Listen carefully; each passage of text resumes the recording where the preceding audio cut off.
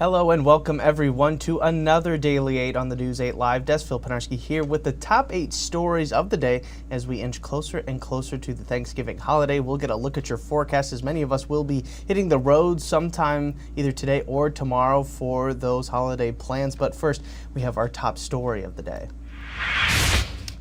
Just when you thought the election season was over, we have some news now for a Michigan state representative seat. For the Michigan Board of State Canvassers certified election results on Friday that had Steve Frisbee as the winner of the 44th Michigan House District. He won by about 60 votes according to their numbers, while incumbent Jim Hadsma has filed for a recount in that race since it fits into the criteria for one. Frisbee made headlines earlier this month when he filed a lawsuit to have a recount of absentee ballots stopped, but that suit was thrown out. No matter the outcome, state Republicans will still have a majority in the House come January.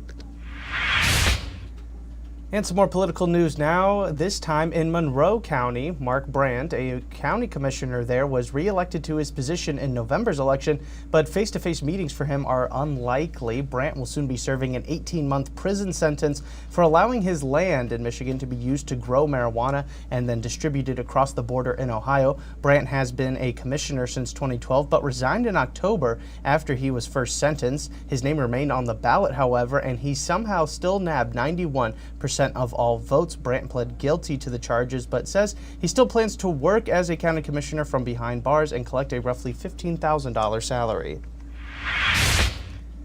And we are 2 days away from Thanksgiving, and with the holiday fun comes the holiday travels. People will be taking to the runways at airports as well as the highways to get to their destinations, but there is some good news for those drivers. Gasoline and diesel prices are cheaper than they were this time last year in the state of Michigan. Diesel prices are down more than 60 cents and nearly 25 cents cheaper for regular gas. This is following a similar trend across the country, as Gas Buddy says that more than half of all gas stations are below $3 per gallon, the lowest prices since 2021. The national average is about $3.06 per gallon as we enter Thanksgiving. Tomorrow's the big day, or should I say night, over at Frederick Meyer Gardens and Sculpture Park. The gardens are welcoming guests to Enlighten, a full-on light display that includes a lot of fun features this year. It's the perfect way to get into the holiday spirit. There will be Christmas trees glowing in the night, a beer garden, waterfall show, and other interactive displays all throughout the area. It all gets started tomorrow, like I said, and you can learn all about the plans for this year inside our story over on woodtv.com.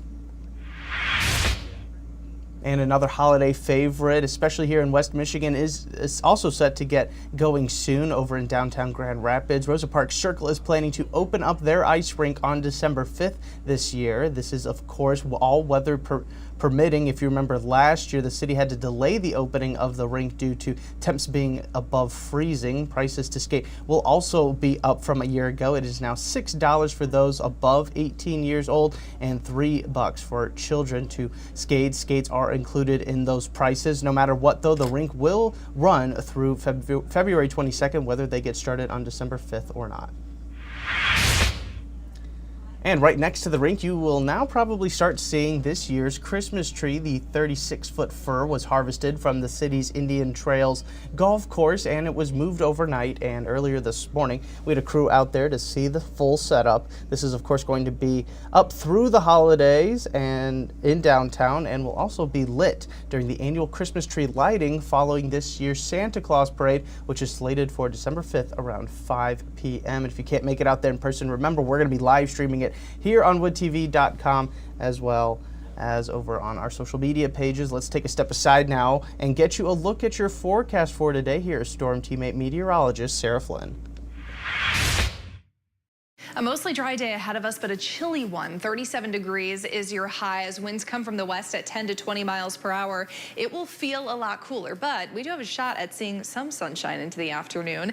Take a look at our futurecast here, especially south of I-96. Looks like we'll have some clearing. More cloud cover expected overnight, and we should have a dry start to our Wednesday. We'll start to see some showers, and eventually as temperatures cool, potentially a wintry mix and some light snow build for areas south of I-94. You'll notice, though, this system has actually slid further off to the south south overnight. So it'll miss really most of us as we head into Thanksgiving. Should be a fairly dry start. As we head into the afternoon and evening, though, that lake effect machine kicks on, and those snow chances will carry us through the weekend. So it's a chilly and it's an active 8-day forecast. 37 is your high today. Should be dry from here on out, and a mostly dry Wednesday day. Thursday will start off dry before we see that lake effect snow carry into the weekend, and temperatures will be notably cooler as we see those highs fall to the upper 20s and low 30s. All right, thanks, Sarah. And we end today's show over at John Ball Zoo. The zoo officially closed for the season back on Sunday, but that doesn't mean you still can't check out some of the animals at the zoo. You can go on a close encounter. That's what they're calling it. It's where you learn all about select animals like the red pandas, pygmy hippos, and even the two-toed sloth you see there. You might even get to feed and interact with them during those close encounters. It is all dependent on the animal's behavior that day. The encounters range anywhere from $50 to $500. And we have ways for you to schedule one during the off season inside our story, which you can find right now over on our website, woodtv.com.